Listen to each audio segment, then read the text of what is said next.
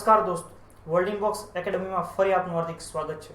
આપણે ગાંધીજીની આત્મકથા સત્યના પ્રયોગોમાં આગળ વધીએ તો ક્વેશ્ચન ઓફ ધ એપિસોડ 3 હતો ગાંધીજીના વિલાયતમાં અભ્યાસના છેલ્લા વર્ષમાં ક્યાં યોજાયેલા અન્નહારીઓના સંમેલનમાં તેમને આમંત્રણ આપવામાં આવ્યું હતું. તો એ સાચો જવાબ છે પોર્ટસ્મથ, એટલે કે ડી ઓપ્શન.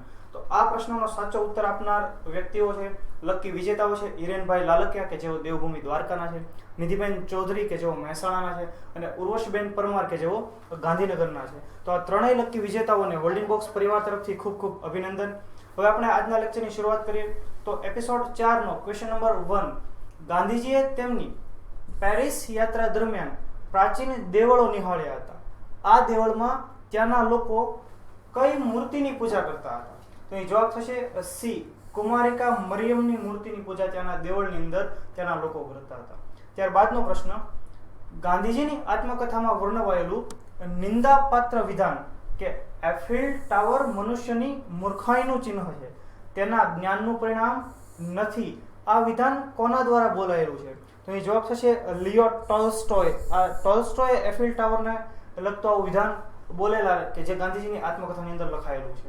ત્યારબાદનો સવાલ જોઈએ, ગાંધીજીએ ઇંગ્લેન્ડના કાયદાનું વાંચન કેટલા સમયમાં પૂરું કર્યું હતું? તો ખૂબ ઓછા સમયગાળાની અંદર, એટલે કે માત્ર 9 માસની અંદર ગાંધીજીએ ઇંગ્લેન્ડના કાયદાનું વાંચન કમ્પ્લીટ કરેલું. ત્યારબાદનો સવાલ જોઈએ, ગાંધીજીએ ઇંગ્લેન્ડમાં અભ્યાસ દરમિયાન કયા લેખક કે લેખકો દ્વારા લખાયેલ સ્થાવર મિલકત અંગેનું પુસ્તક વાંચ્યું હતું?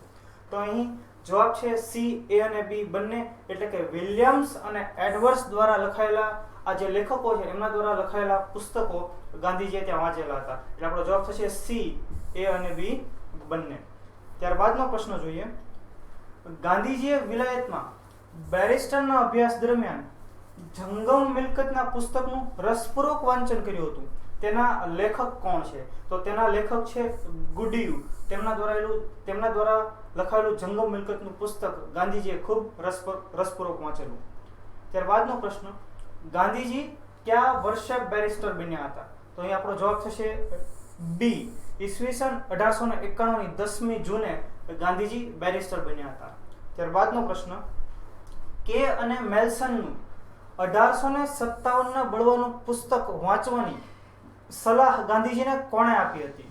તો અહીં ખૂબ સરસ પ્રશ્ન છે આપણા માટે કે ગાંધીજીને 1857ના પુસ્તક અંગેના વાંચનની સલાહ કોઈક વિદેશી વ્યક્તિ આપે છે. આપણો અહીં જવાબ છે ફ્રેડરિક પિન્કટ નામના વ્યક્તિએ ગાંધીજીને આ સલાહ આપી હતી.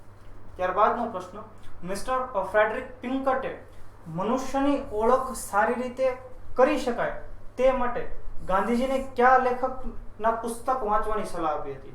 તો તે જવાબ છે સી, એ અને બી બંને, એટલે કે શેમલ પેનિક અને લેવેટર નામના લેખકોના પુસ્તકો વાંચવાની સલાહ મિસ્ટર ફ્રેડરિક પિન્કટે ગાંધીજીને આપી હતી. શા માટે? તો કે મનુષ્યની ઓળખ સારી રીતે કરી શકાય તે માટે. આપણો જવાબ થશે સી, એ અને બી બંને.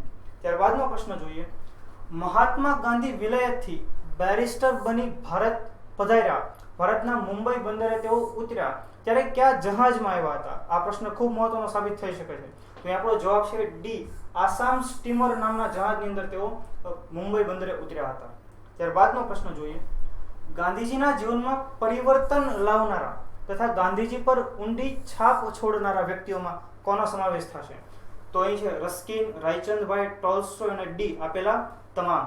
તો રસ્કિનના પુસ્તક અન્ટુ ધીસ લાસ્ટનું ખૂબ અસર ગાંધીજી ઉપર જોવા મળે છે. ટોલ્સ્ટોયના પણ પુસ્તકોની અસર જોવા મળે છે. ગાંધીજીએ ટોલ્સ્ટોયના નામ પરથી ટોલ્સ્ટોય ફાર્મની પણ સ્થાપના કરેલી. અને બી ઓપ્શન છે રાયચંદભાઈ, તો તેમના ધાર્મિક બાબતોથી પણ ગાંધીજી પ્રભાવિત થયેલા. માટે આપણો જવાબ થશે ડી, આપેલા તમામ. ત્યારબાદનો પ્રશ્ન જોઈએ, ગાંધીજીએ મુંબઈમાં રસોઈયો રાખ્યો હતો, તો તે રસોઈયાનું નામ શું હતું? તો તેનું નામ હતું રવિશંકર. માટે જવાબ થશે એ. ત્યારબાદનો પ્રશ્ન, ગાંધીજી હિન્દુસ્તાનના કાયદાનો અભ્યાસ કરવા કયા શહેરમાં ગયા હતા? તો અહીં જવાબ થશે બી, મુંબઈની અંદર તેઓ હિન્દુસ્તાનના કાયદાનો અભ્યાસ કરવા માટે ગયેલા. ત્યારબાદનો પ્રશ્ન જોઈએ, મુંબઈમાં કાયદાના અભ્યાસ દરમિયાન ગાંધીજી સાથે કયા અન્ય વ્યક્તિ પણ જોડાયા હતા? તો અહીં જવાબ થશે ડી, વીરચંદ ગાંધીજી સાથે કાયદાના અભ્યાસ દરમિયાન મુંબઈની અંદર જોડાયેલા તેમની સાથે. ત્યારબાદનો પ્રશ્ન જોઈએ, ગાંધીજીને મુંબઈમાં સૌપ્રથમ કયો કેસ મળેલો? તો આપણને ખ્યાલ હોય છે કે આપણને શેઠ અબ્દુલ્લાની પેઢીનો કેસ યાદ રહેતો હોય છે, પણ તે કેસ તેઓ જ્યારે આફ્રિકા લડવા ગયા હતા એ શેઠ અબ્દુલ્લાની પેઢીનો હતો, પરંતુ મુંબઈમાં સૌપ્રથમ તેમને મમ્મીબાઈનો કેસ મળ્યો હતો, માટે જવાબ થશે સી. ત્યારબાદનો પ્રશ્ન, મમ્મીબાઈનો કેસ લડવા ગાંધીજીને કઈ કોર્ટમાં જવું પડ્યું હતું? તો અહીં જવાબ છે બી, સ્મોલ કોઝ કોર્ટની અંદર ગાંધીજીને જવું પડ્યું હતું. ત્યારબાદનો પ્રશ્ન જોઈએ, એટલે કે ક્વેશ્ચન ઓફ ધ ડે. તાજેતરમાં પેરિસમાં આવેલા નોત્રાદેમ કેથેડ્રલમાં આગ લાગી હતી.